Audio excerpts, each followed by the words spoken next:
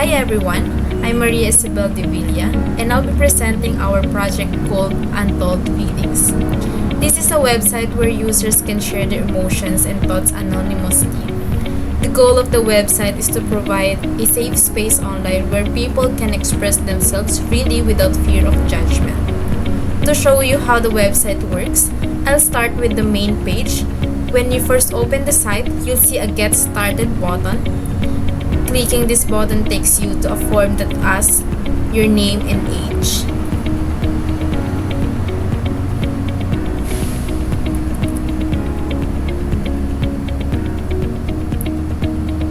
After filling out the form, the user's information is saved directly to an online database.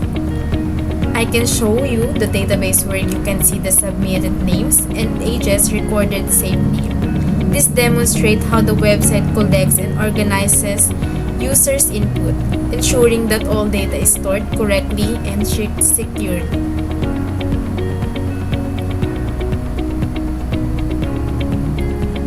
After filling out the form, the users proceed to a series of questions designed to help them share their feelings.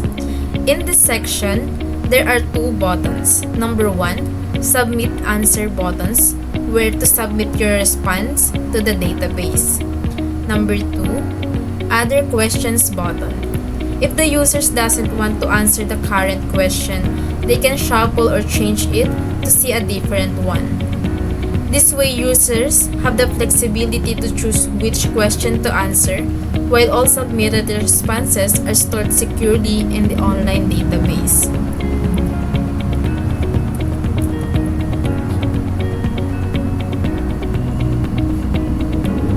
Once a user answers a question and submits it, the response is saved to an online database, just like the initial form. This ensures that all submitted feelings are stored securely and can be retrieved or displayed later on the website. Inside this section, there is a navigation menu that allows users to go home, About Us, Contact, Pages anytime. This way, the website combines a user-friendly interface with a back-end database system, allowing users to interact smoothly while keeping their submissions anonymous and organized.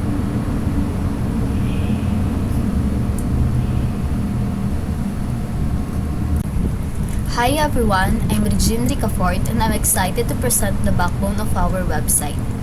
Our project has two main parts, the front end and the back end. The front end is what the user sees and interacts with. It was built using HTML, CSS, and little JavaScript. This includes the forms where user can write their feelings and the pages that display shared message and inspirational quotes. The backend is where the logic happens. It was developed using PHP and MySQL. The backend handles the database connection, saves user inputs, fetches data, and manages sessions. It ensures that every message submitted by user is stored and displayed correctly. In our project, we applied the facade design pattern. Before explaining how we applied it, let me briefly describe the facade design pattern. It is a structural design pattern that provides simplified interface to a larger, more complex system. Instead of dealing with many separate components, the facades act as a single entry point that manage multiple processes behind the scene. This makes the system easier to use, maintain, and understand, because the complex logic is hidden behind one simple interface. We apply the facade pattern to simplify the complex operation. For example, when users submit the feelings, several steps happen behind the scenes, validating the input, saving it to the database, and updating the display. But all of this is managed through one function.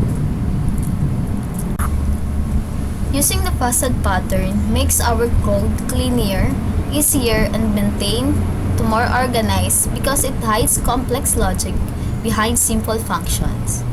Finally, after finishing development, we upload the website to a public web host so anyone can access it through online a link.